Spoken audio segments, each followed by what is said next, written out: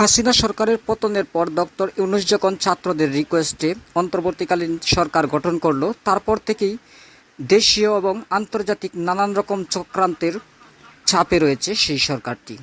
উল্লেখযোগ্য কিছু চক্রান্ত নিয়ে এই ভিডিওতে আমি কথা বলবো। এরকম নিত্য নতুন ভিডিও সবার আগে পেতে আমাদের চ্যানেলটি সাবস্ক্রাইব করে বেল আইকন প্রেস করে রাখুন। ডক্টর ইউনূস সরকার গঠন করার পর মুহূর্তেই একটা গুজব ছড়ানো হচ্ছিল, বিশেষ করে আমাদের প্রতিবেশী রাষ্ট্র ভারত থেকে, যে বাংলাদেশের সংখ্যালঘুদের উপর প্রচণ্ড নির্যাতন করা হচ্ছে, তাদের বাড়িঘরে হামলা করা হচ্ছে, তাদের মন্দির ভাঙচুর করা হচ্ছে, তাদেরকে একটু শান্তিতে বসবাস করতে দেওয়া হচ্ছে না, তাদের নারীদেরকে অত্যাচার নির্যাতন করা হচ্ছে। বিশেষ করে ভারতের কিছু স্বার্থান্বেষী মহল তাদের যে মিডিয়াগুলো রয়েছে সেগুলোকে ব্যবহার করে এরকম গুজব ছড়াচ্ছিল। এখানে আগেকার কিছু ভিডিও দেখিয়ে বলা হচ্ছিল যে এগুলো হচ্ছে বর্তমানের সহিংসতার ভিডিও, আগের কিছু ছবি দেখিয়ে বলা হচ্ছিল এগুলো বর্তমানের ছবি। এমনকি যেমন একটা বাস্তব উদাহরণ সামনে চলে এসেছিল যে বাংলাদেশের ক্রিকেটার মাশরাফির বাড়িতে ভাঙচুর করা হয়েছে, তিনি ছিলেন হচ্ছে সাবেক আওয়ামী লীগ সরকারের একজন এমপি।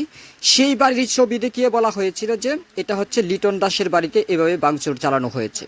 এরকম বিভিন্ন তথ্য যখন প্রকাশ হতে থাকলো, সত্য যখন সামনে আসতে থাকলো, তখন যেহেতু তারা বুঝতে পারলো যে না এভাবে সুবিধা করা যাচ্ছে না, তখন তারা দ্বিতীয় চক্রান্তে মেতে উঠল। তখন বাংলাদেশের আইনশৃঙ্খলা বাহিনী স্ট্রাইক করলো, তারা বলল যে আমরা কর্মতে যোগদান করব না। যেই পুলিশকে ঘিরে সমাজে এত আলোচনা, যেই পুলিশকে ঘিরে এত সমালোচনা, যেই পুলিশের হাতে এখনও লেগে আছে হাজার হাজার নিষ্পাপ মানুষের রক্ত, হাজার হাজার নিষ্পাপ মানুষের অভিশাপ, তারাই কিনা উল্টা স্ট্রাইক করে বসলো যে আমরা এখন ভয়ে আছি, আমাদের নিরাপত্তা নেই। তাদের অনেকগুলো দায় দাবি নিয়ে তারা বলছে যে তারা কর্মস্থলে যোগদান করবে না। এই কারণটাতেও ডক্টর ইউনূসের যে বিচক্ষণতার পরিচয়, সেই সরকারের যে আলাদাভাবে প্ল্যানিং ছিল, তারা সেখানে সাকসেস হয়ে গেল। তৃতীয়ত তারা যেটা শুরু করলো যে বার কাউন্সিলে বিচারকদেরকে নিয়ে একটা ষড়যন্ত্রে লিপ্ত হয়ে গিয়েছিল। তারা মনে মনে চিন্তা করলো বা প্ল্যানিং করলো যে হাসিনা যে পদত্যাগ করেছে সেই পদত্যাগ পত্র যেহেতু পাবলিশড হয়নি, সুতরাং তারা কোর্ট থেকে রায় দিয়ে দিবে যে শেখ হাসিনাই হচ্ছে এখন অবধি বাংলাদেশের বৈধ প্রধানমন্ত্রী, কারণ তিনি লাস্ট ইলেকশন করে ক্ষমতায় বসেছিলেন, আর তার যেহেতু পদত্যাগ পত্র কেউ দেখেনি, সুতরাং সে পদত্যাগ করেনি। এই আলোচনা বা এই চক্রান্ত যখন চলছিল, অন্যদিকে শেখ হাসিনার পুত্র জয় কিন্তু বিদেশ থেকে বলেই ফেললো যে আমার মা পদত্যাগ করেনি, কিন্তু তার আগে তিনিই বলেছিলেন যে আমার মা পদত্যাগ করে ভারতে চলে এসেছেন, আমার মা আর রাজনীতিতে জড়াবেন না। এরকম যখন সমস্যা সৃষ্টি হলো, তখন ছাত্রদের আন্দোলনের মুখে বেশ কয়েকজন বিচারপতি পদত্যাগ করতে বাধ্য হয়। এই সমস্যারও সমাধান হয়ে যায়। তারপরে ভারত ক্রুদ্ধ হয়ে গিয়ে শেখ হাসিনার অপমানের প্রতিশোধ নিতে গিয়ে ভারত বাংলাদেশে হঠাৎ করে কোনো কিছু না জানিয়ে, কোনো কিছু না বলে, কোনো সতর্কতা না দিয়ে হঠাৎ করে রাত দুপুরে পানি ছেড়ে দিল। সেই পানিতে বাংলাদেশে একটি ভয়াবহ বন্যার সৃষ্টি হলো।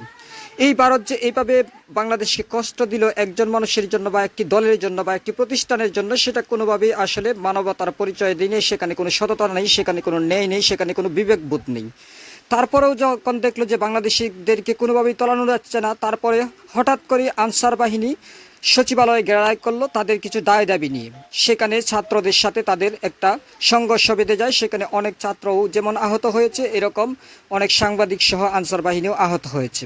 এইভাবে দিনের পর দিন যদি চক্রান্ত করে এই সরকারকে চাপে ফেলে দেওয়া যায়, চাপে রাখা যায়, তাহলে কিন্তু এই গত 16 বছরে বাংলাদেশে যতটা ক্ষতি হয়েছে সেই ক্ষতি পুষিয়ে তুলতে অনেক সময়ের দরকার রয়েছে।